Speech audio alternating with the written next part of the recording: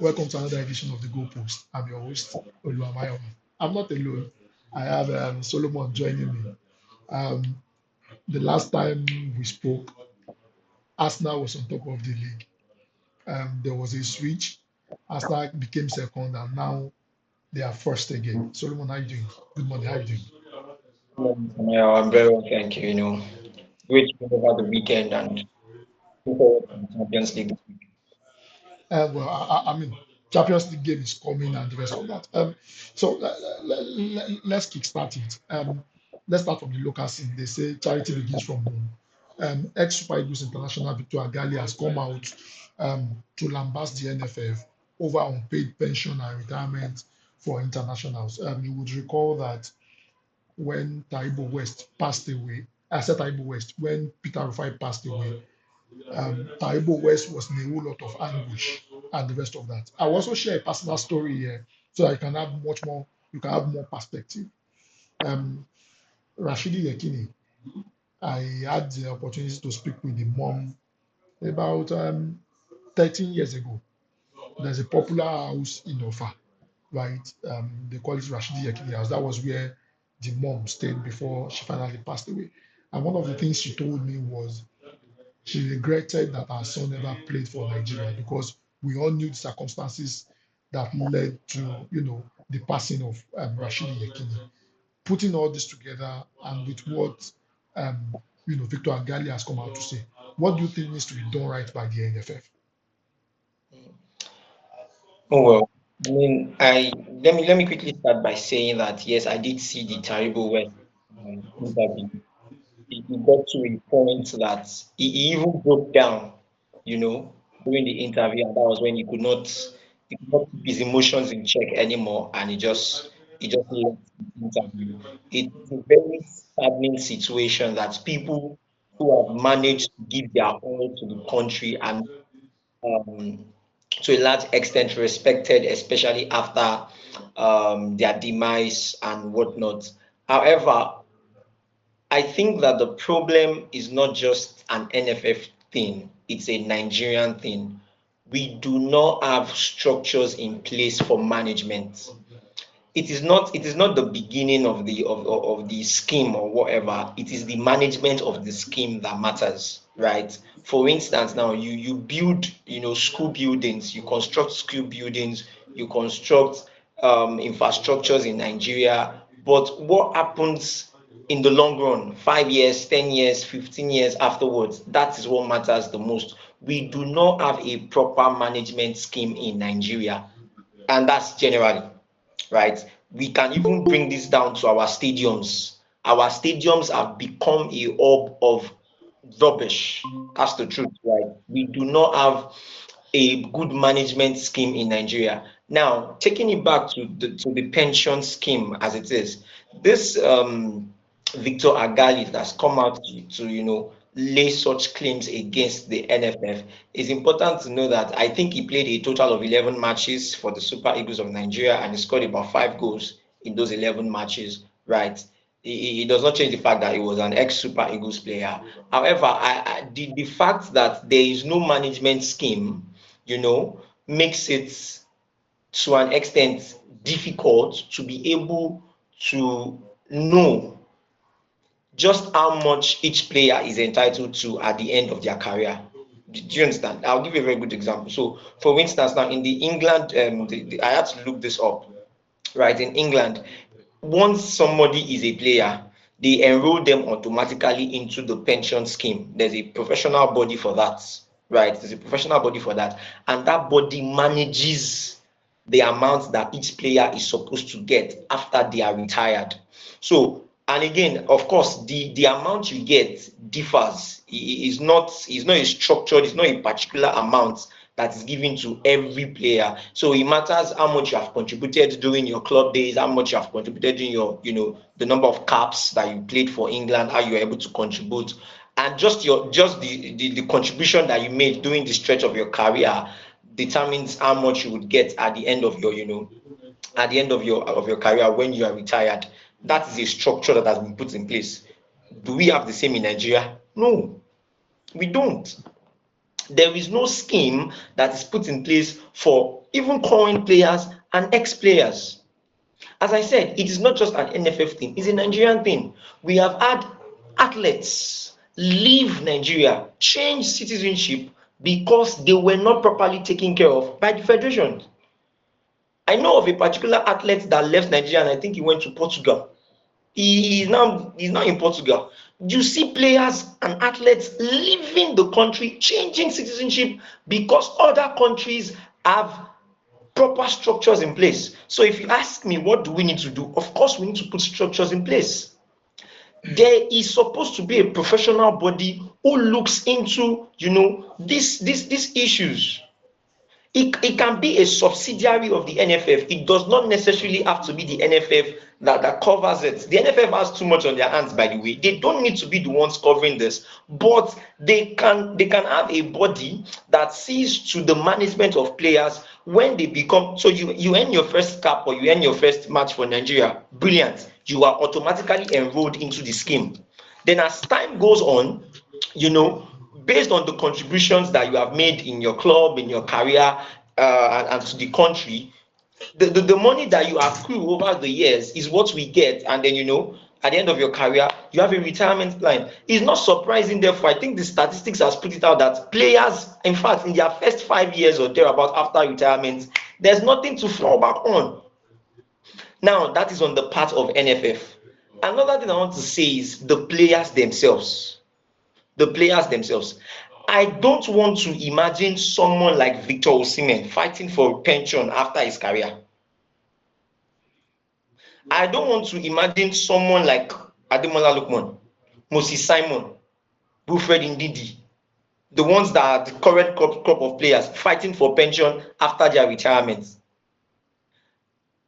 Because I believe that we know that football is just for a period of time. It's not something that will last forever. You True, know very well that it's for a true. period of time. The amount of money that you amass within that period of time, what do you do with it?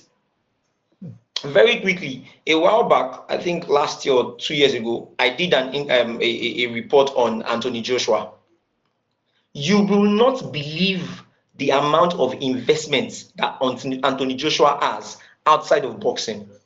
Outside of boxing, this man is in tech, is in properties, is in F1. In fact, he owns a particular of F1. These are people that already are planning for life afterwards. As a current crop of players, you are supposed to have a system in place for how you intend to live your life outside of your footballing career. There is also the like of, I think, Matthew Flamini. Yeah, Matthew Flamini, a former Arsenal player who also owns, investments outside of football. And funny enough, players abroad are now even wise enough to now start earning shares. They own part of clubs. Nowadays, we have players who own some clubs, and they're doing very well for themselves. David Beckham owns Inter Miami. He owns fashion lines and whatnot. I'm saying that yes, there is the problem of NFF not having such structures in place, but the players themselves, over the course of their career, how exactly have they managed their wealth? How exactly have they managed their finances? The players, what system do they themselves have in place to ensure that they do not fall, quote and unquote, victim of a structure or of a system that is not even in place in the first instance, right? Yes, the NFF has their own their own to be accountable to as well, but the players also should be held accountable. You cannot amount such millions of naira during the years of your career and you do not have investments to show for it afterwards. The current crop of I'm going to round up with this now. The current crop of Nigerian players that we have, these players are playing in very good clubs and are earning very well for themselves, right? So, again, as I said, I do not see any reason why they would now come years after and say that, oh, we are fighting for pension. What exactly have they done with the wealth that they've amassed over the years? Thank you. Okay, that's fantastic. Collins is here now. Collins, the same question goes to you. Victor Agali has come out and has said that the way NFF treats ex-internationals is not palatable. We saw the case of Wisin Oruma, and Femi Opabumi was at the World Cup, and is currently blind. And we have a whole lot of cases. We saw how Peter Rufai died. What do you make of what Victor Agali has said in terms of the NFF not having plans for players after their retirement? Um, Thank you. Good morning, Mr. Good morning. Mayowa. Good morning, Mr. Solomon. Um, I mean, he's right. He's 100% right. He made a claim. He made a claim as to the NFF receiving funds from FIFA and um, keeping it. And the NFF also came out to debunk the claims that he's delusional. That's not true. That there's nothing like that. And I had to look it up. I saw that they are right. You understand? It's not. They don't. There's no direct funds coming in from FIFA. You understand? It's kind of a contribution or pension stuff like that. There's no direct fund coming in from FIFA. But Mr. Agar made a claim that there is a direct fund. There are direct funds coming in from FIFA, and that's wrong. But as to NFF not treating S internationals right, that's actually true. Because like Solomon said, he said a whole lot, which I agree with. Um, it's sad because you see former super people that have played for Super Eagles, you understand, people that have put their life play their heart out for Super Eagles, not being they are not doing well currently. You understand? They some of them have kids, some of them have family to take care of, and they are not doing well. So what's the essence? What's the essence? You understand? You look at players, international players of other countries, ex players of other countries. You understand? Legends, and they are doing perfectly fine. When you come to Nigeria, it's a different thing. You understand? We are not. Let's not have surprised. I mean, it's Nigeria we're talking about here. You understand? Every sector of Nigeria is rotten. You understand? Every sector of Nigeria is rotten. You understand? Even the sports, the sports.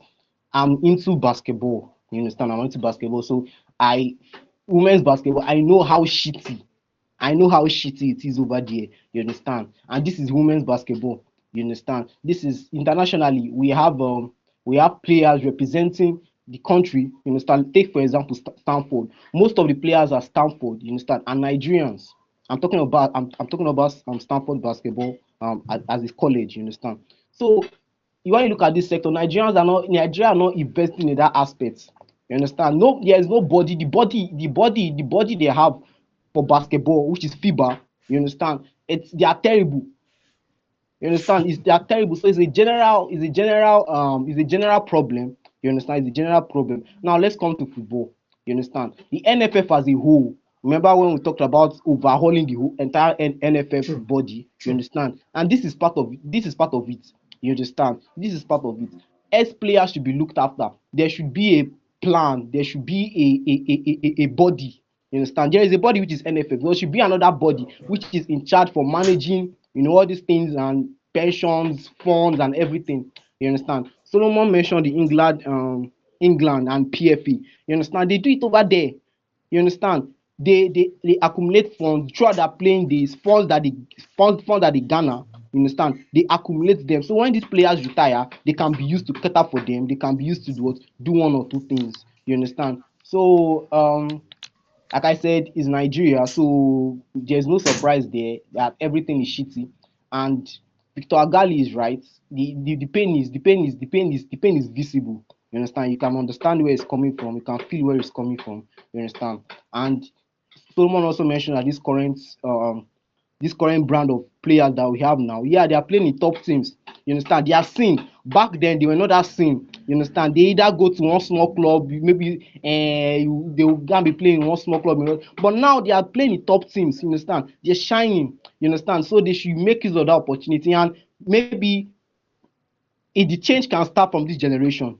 You understand? Because the legends back then have been complaining, they have been complaining and been complaining. So and it's sad for them, honestly, it's sad for them. But unless this NFF body is totally run down, totally ransacked, totally changed, You understand? Like we discussed before, it's just the only thing we hear is just complain. You understand? So let's be hopeful that over time there will be change. You understand? Yeah. Okay.